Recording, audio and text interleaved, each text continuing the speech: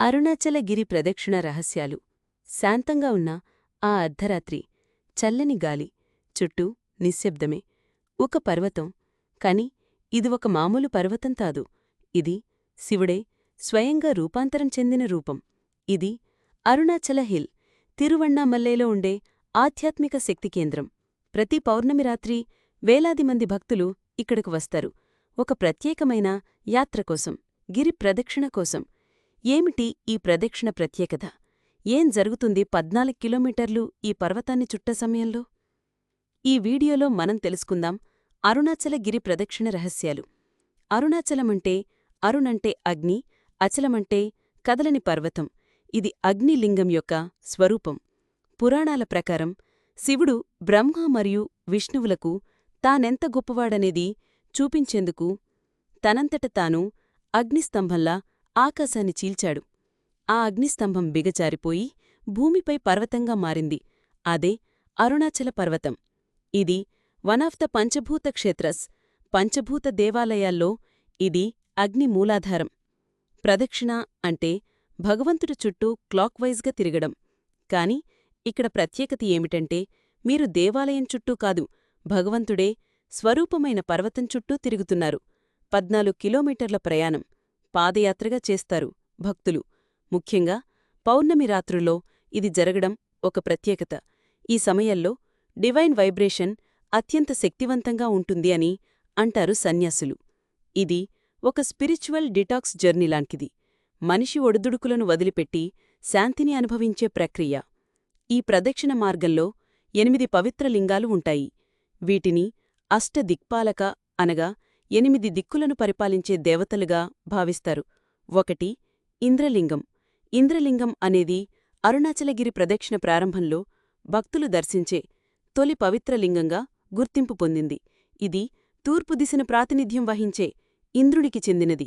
ఇంద్రుడు దేవతల రాజుగా పరిపాలన, అధికారము, కాంతి, జ్ఞానంగా భావిస్తాడు.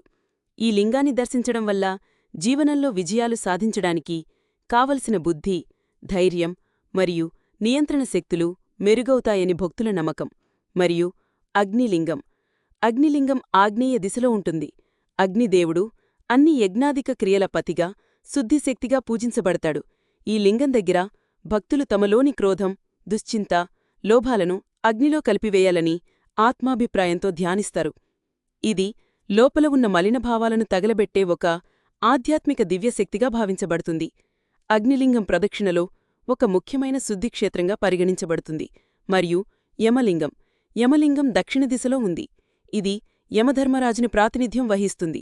జీవితం, మరణం, ధర్మం పట్ల భక్తులలో స్పష్టత కలిగించేది ఈ స్థలం. ఈ లింగాన్ని దర్శించడం వల్ల భయాలను తొలగించుకోవచ్చు. శాస్త్ర ప్రకారం యమలింగ దర్శనంతో పాప విమోచనం జరుగుతుందని విశ్వాసం. మరియు నైరుతి లింగం. నైరుతి లింగం నైరుతి దిశలో ఉంది. ఇది దిక్కు పరిరక్షణను సూచించే స్థలంగా భావించబడుతుంది.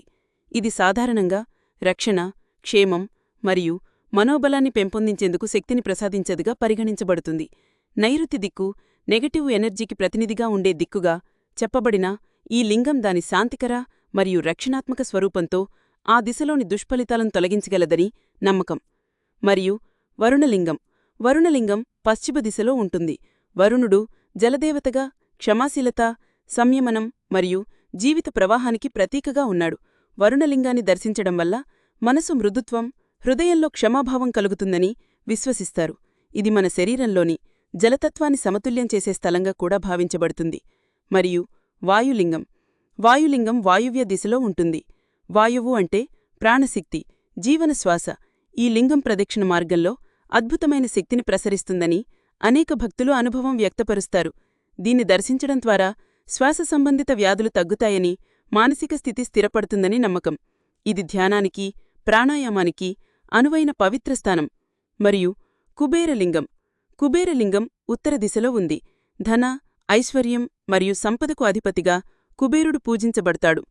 కుబేరలింగాన్ని దర్శించడం వల్ల భక్తులకు సంపద, ఆర్థిక సుస్థిరత లభిస్తాయని విశ్వాసముంది. అయితే ఇది కేవలం భౌతిక సంపదకే కాక ఆధ్యాత్మిక సంపదకు మార్గం చూపే స్థలంగా భావించబడుతుంది. మరియు ఈశాన్యలింగం. ఈశాన్యలింగం ప్రదక్షిణ ముగింపు దశలో దర్శనమిస్తుంది. ఇది అత్యంత శక్తివంతమైన దిక్కుగా పరిగణించబడుతుంది. ఇది శివుని నైరూప్య స్వరూపానికి ప్రతీక. ఈ లింగాన్ని దర్శించేవారికి పూర్తి ఆధ్యాత్మిక పరిపక్వత కలుగుతుందని, జ్ఞానమార్గంలో స్థిరత్వం పొందుతారని భక్తుల నమ్మకం. ఇది పూర్తిగా జీవనోన్నతికి దారిచూపే దివ్యమార్గంగా స్థాపించబడింది. ఈ లింగాలను దర్శించుకుంటూ ప్రదక్షిణ చేయడం వల్ల మనకు ఎనర్జీ బ్యాలెన్స్ కలుగుతుందని పెద్దలు అంటారు. అరుణాచలగిరి ప్రదక్షిణను ఆధ్యాత్మికంగా అనుభవించాలంటే కొన్ని ముఖ్యమైన నియమాలు పాటించడం అవసరం. ఉత్తమ సమయం పౌర్ణమి రాత్రి.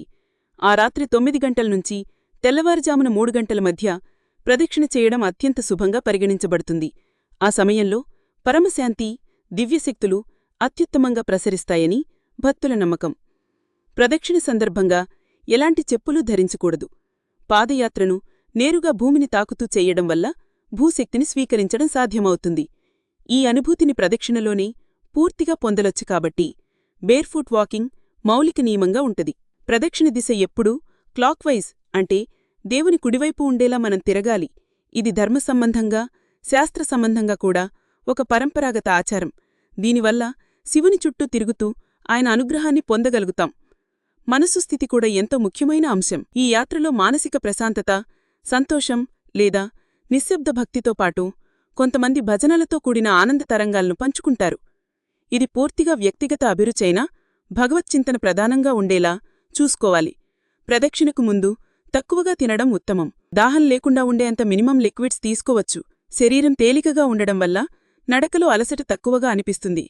అతి తినడం వల్ల శరీరంలో ఇబ్బంది ఏర్పడే అవకాశం ఉంటుంది. ప్రదక్షిణ మొత్తం సమయంలో మౌనం పాటించడం చాలా శ్రేష్టం. ఇది ఒక విధంగా మనసుతో శివునితో చేసే సంభాషణ. ఈ ప్రయాణం ధ్యానస్థితిలో కొనసాగితే దివ్య అనుభూతులను మనసు పూర్తిగా గ్రహించగలుగుతుంది. ప్రతి అడుగు శివునివైపుగా, ప్రతి శ్వాస ఆయన జ్ఞాపకంగా ఉండేలా శాంతియుతంగా, జాగ్రత్తగా ఈ యాత్రను చెయ్యాలి. ప్రదక్షిణ సమయంలో చాలామంది వాకింగ్ మెడికేషన్లో చేస్తారు. కాస్మిక్ ఎనర్జీ నేరుగా మన శరీరంలోకి ప్రవేశిస్తున్నట్లు అనిపిస్తుంది. రోజూ మనం పడే శారీరక, మానసిక ఒత్తిడికి ఇది ఒక ఎనర్జెటిక్ రీసెట్ లాంటిది. చాలామంది భక్తులు ఇక్కడ లైఫ్ చేంజింగ్ ఎక్స్పీరియన్స్ అనుభవించారని చెబుతారు. రమణ మహర్షి అరుణాచలం కొలిచే గొప్ప మహానుభావుడు.